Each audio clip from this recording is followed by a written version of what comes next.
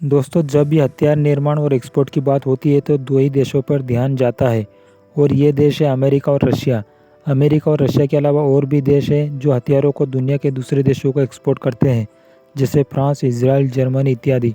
कुछ सालों से चीन भी दूसरे देशों के हथियार की कॉपी करके घटिया किस्म के वेपन बनाकर पाकिस्तान जैसे देशों को एक्सपोर्ट कर रहा है। भारत ने भी इस साल रिकॉर्ड 16,000 करोड़ के हथियार एक्सपोर्ट किए थे और यह पिछले साल की तुलना में 30% अधिक थे।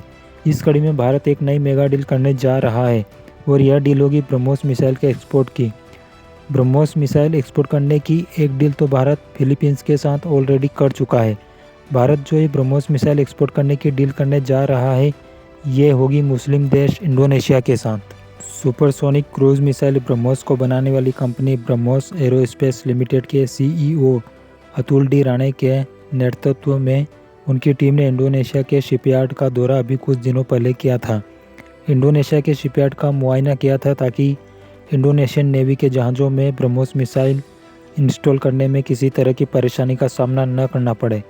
इंडोनेशिया ब्रह्मोस मिसाइल के नेवी वर्जन को परचेस कर रहा है ताकि वह साउथ चाइना सी में चाइना को काउंटर कर सके।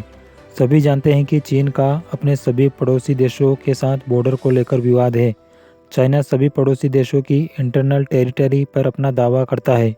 यहाँ पर चाइना इंडोनेशिया के नाटूना आइलैंड के आसपास का जो क्षेत्र है, इस पर अपना दावा करता है।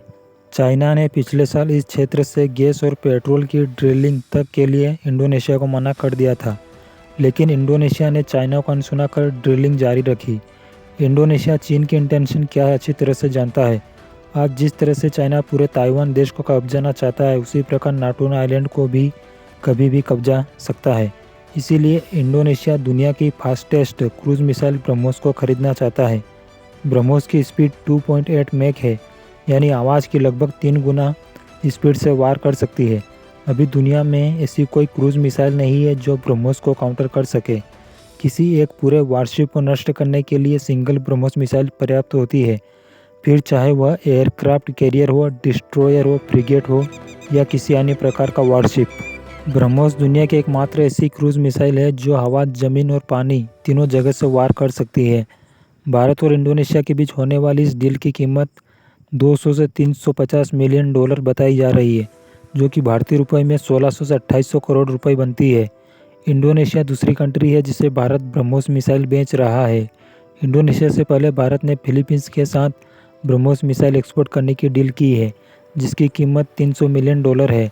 फिलीपींस और इंडोनेशिया दोनों देशों में एक कॉमन बात है, दोनों ही देशों का चीन के साथ विवाद है। इसलिए दोनों ही देश चीन को जवाब देने के लिए चीन के दुश्मन देश से हथियार खरीद रहे हैं। इन दो देशों के अलावा और भी देश हैं जिनका दक्षिण चीन सागर में चीन के साथ विवाद है, जैसे Thailand, Malaysia, Singapore, Vietnam, Taiwan. ये देश भी भारत से ब्रह्मोस मिसाइल खरीदना चाहते हैं।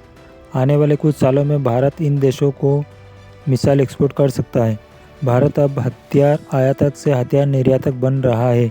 आने वाले समय में अब भारत केवल मिसाइल ही नहीं बल्कि दूसरे बड़े हथियार भी एक्सपोर्ट करेगा। इस वीडियो में इतना ही।